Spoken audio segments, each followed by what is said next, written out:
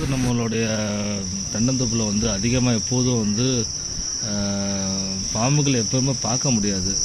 ஏன்னா வந்து யூஸ்வலாகவே வந்து யதார்த்தமாக தான் பார்க்க முடியும். இதுவும் யதார்த்தமாக நான் வந்து தொட்டி மேலே உட்காந்துட்டு இருக்கும்போது தான் இது வந்து நல்ல பாம்பு தான் நான் நினச்சேன். ஆனால் அதிகமாக விஷ ஜந்துக்கள் வந்து நைட்டில் தான் வரும். நல்ல பாம்பாக இருந்தாலும் சரி, விரியன் கட்டு விரியன், இது எல்லா விரியன் ஐட்டமும் விஷ ஜந்துக்களே நைட்டில் தான் வரும். அப்புறம் மண்டையை பார்த்ததுக்கப்புறம் தான், ஃபேஸை பார்த்ததுக்கப்புறம் தெரிஞ்சிச்சு அது வந்து சாரப்பாம்புன்னு. சாரப்பாம்புக்கு வந்து அதிகமாகவே வந்து எலிகளை தான் பிடிக்கும்.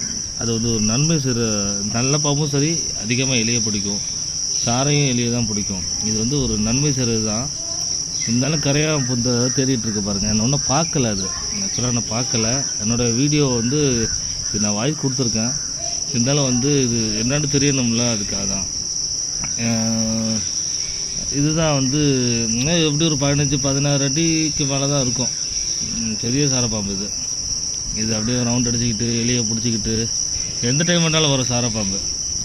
விஷ ஜந்துக்கள் நைட்டில் மட்டும்தான் வரும். அது வந்து நல்ல பாம்பு விரியெல்லாம் நைட்டில் மட்டும்தான் வரும். அதனால் வந்து நான் ஒரு பெட்டில் ஒரு நாளாக அதிகமாக எல்லாத்தையுமே ஈஸியாகவே எடுத்துக்கிட்டோம், பயப்படவும் மாட்டேன். நான் சில டைம் பாம்பு கூட பிடிச்சிருக்கேன் நிறையா.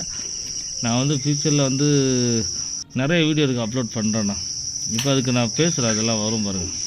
அப்புறம் என்னை பார்த்துருச்சு, பார்த்தோன்னே வந்து நான் பேசுகிறேன் பாருங்கள். அது எப்படி அது ரியாக்ட் பண்ணுது பாருங்கள். என்ன பண்ணுற? காலைல மேய்ச்சி வீட்டுக்கு போகலையா? ஒன்றுதான் என்ன பார்க்குற? வீட்டுக்கு போகல?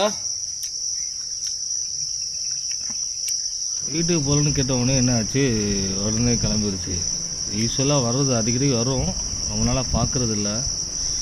சாரப்பாம்புங்க எப்போவுமே வந்து எலிகளை தான் அதிகமாக பிடிக்கும்.